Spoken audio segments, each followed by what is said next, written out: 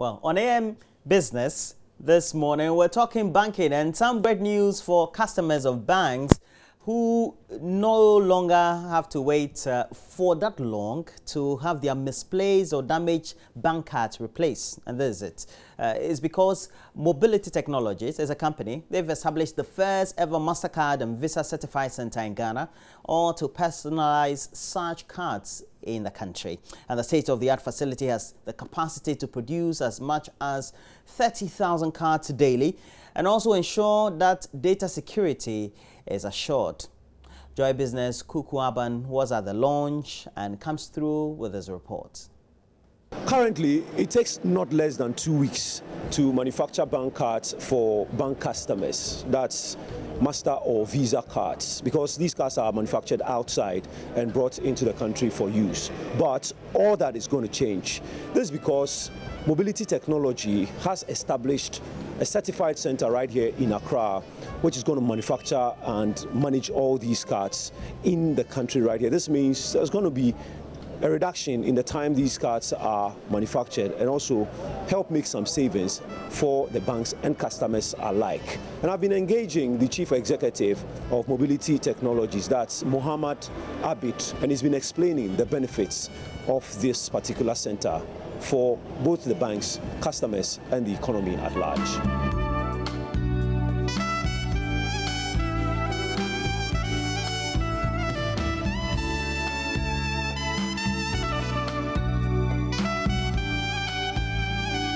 One of the biggest challenges that the banking community in Ghana is facing is fraud.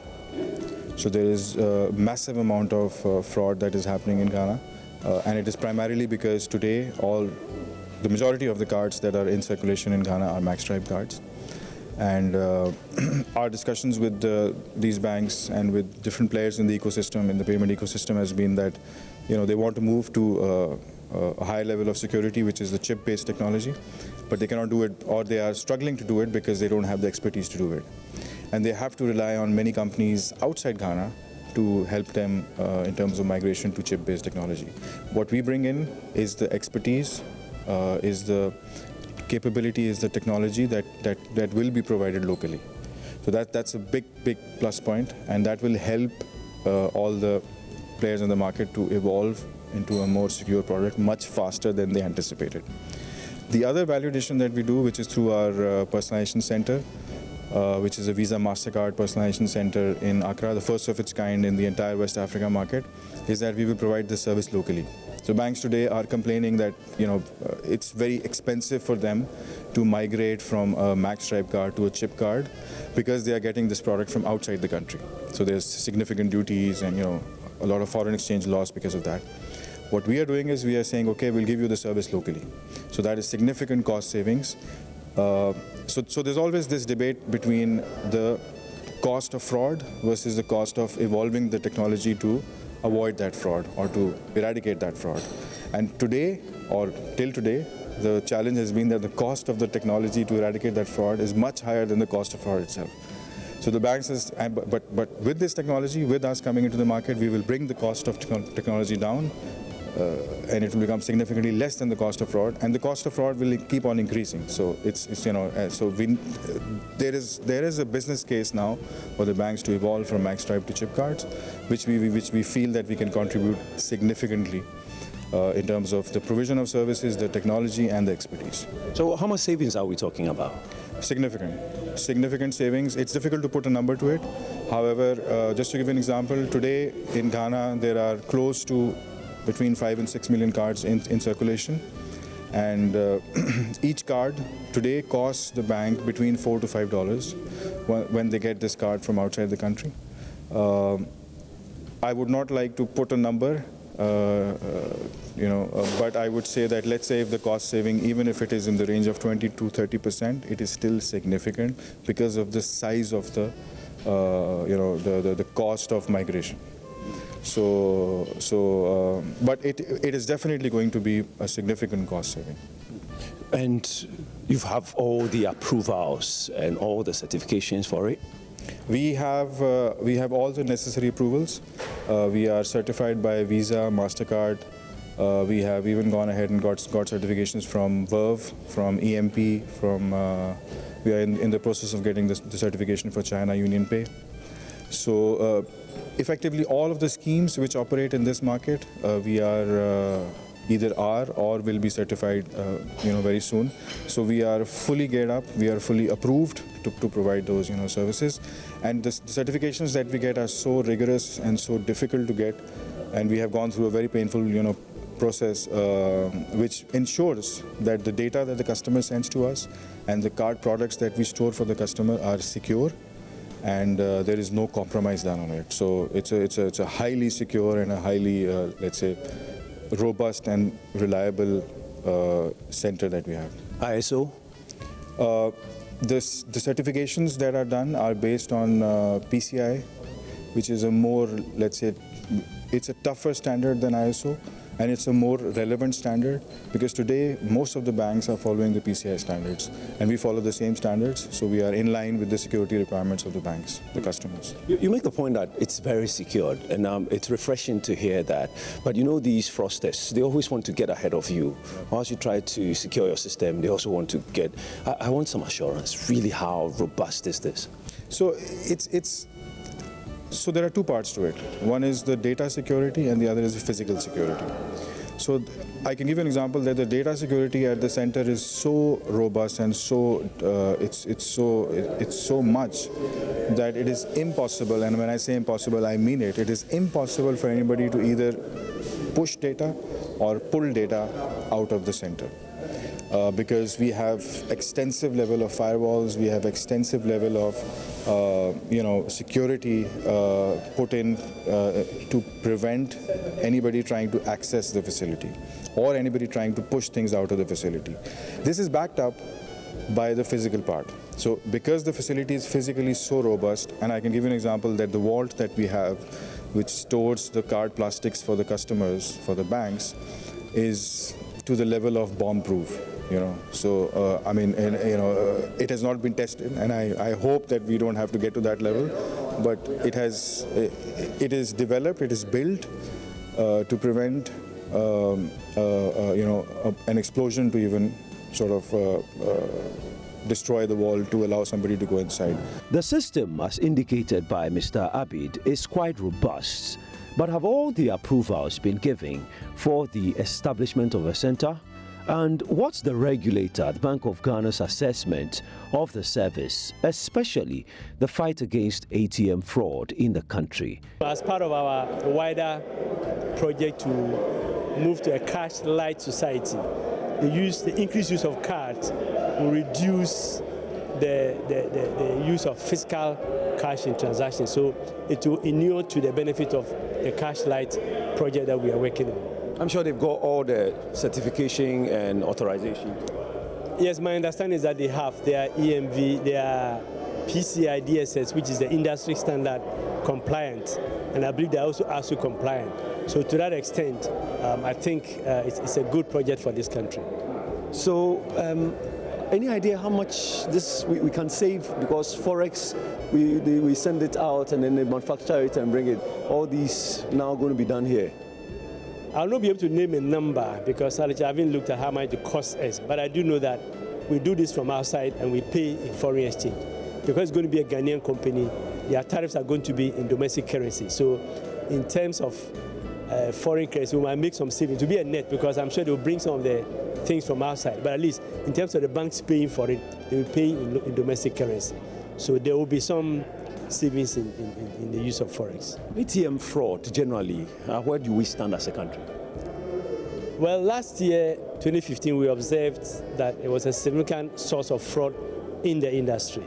And this came mainly from clone cards being used in ATMs, which allowed mark stripe technology. And this we think, based on what happened last year, we've come out with some directing to the industry to improve security around the ATMs. First of all, to ensure that they are properly lighted and that they have in place equipment that can pick some of the frauds that go with ATM cards. But also we are thinking that the most secure approach, I mean, in the instance where it happened, most of it happened because they were these mark stripe cards. So the idea is to move to an EMV, a chip and pin based system. We've had discussions with the banks and we've given them some time frame. I don't recall the exact frame that was agreed. Initially we had proposed 6 months, but they thought it was too short. So some further discussion has gone on, but there's definitely a time limit for them to move in line with this, in compliance with this, so that we can reduce the incidence of fraud.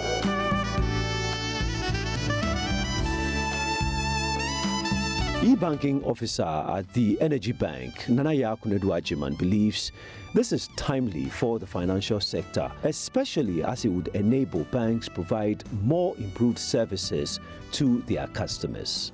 Certainly, this is good news. If I'm getting instant issuance of my Visa cards, why not? I think it's very good. That's to the benefit of the customer, but to the bank, how do you benefit? To the bank, I mean, it's an added service. It's very good. I mean, which customer wouldn't want to come into the bank? We have customers that are privileged bankers. They come in as and when they're dealing in huge transactions. They are using their cards to buy online, doing a whole lot with their cards. So sometimes the delays actually affect them. But if you have a bank that have a service provider that is giving them the card instantly, I think it's going to be something that the customers will jump on board and then they would also appreciate. And I want to believe as e-banking persons, you test it in a way, you try it in a way before you deploy, or what's going to happen? Yes, we will definitely test it before we deploy it, because I think there was a demonstration during the presentation where we saw the man say that, okay, we've gone ahead and then we've printed the card, but I think we are yet to, they're new in the system, so we're yet to see what they also bring about. Personally, my only thing is I would have preferred them have the whole card management, but they don't. They are doing just the card production.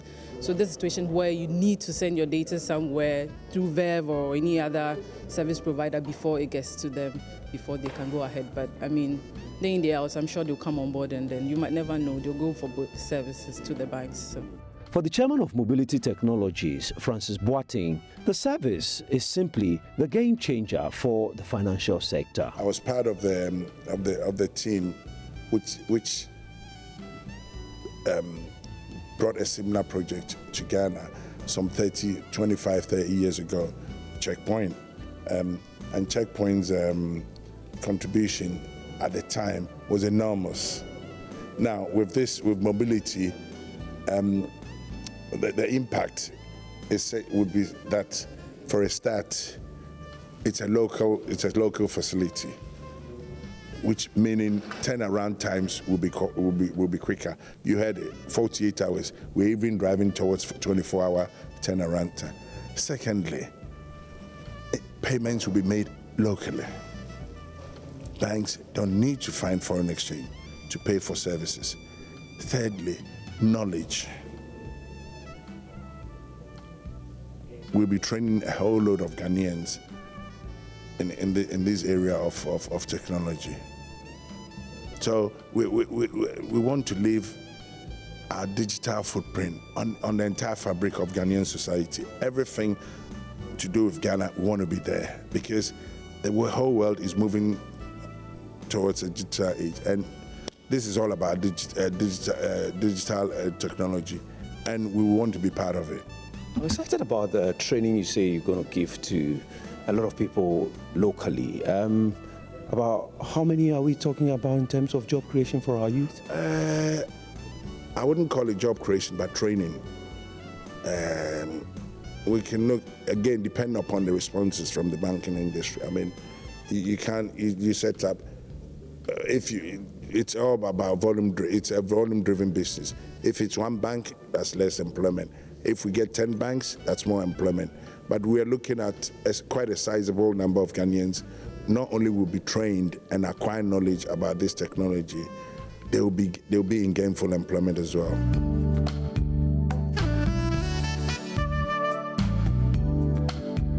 So the benefits of this certified center cannot be overemphasized. And I'm sure very soon the impact is going to be felt. Kukwaban for Joy Business.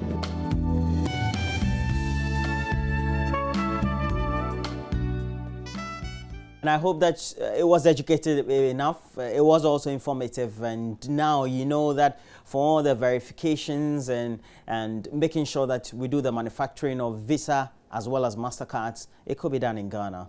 And also you know the nuances of the current means of getting the right security for your non-cash transactions as far as your bank is concerned. That'll be it for AM Business this morning.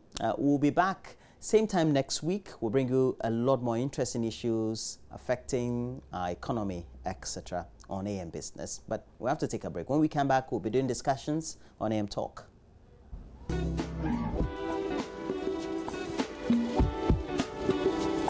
AM Business was brought to you by EcoBank, the Pan-African Bank.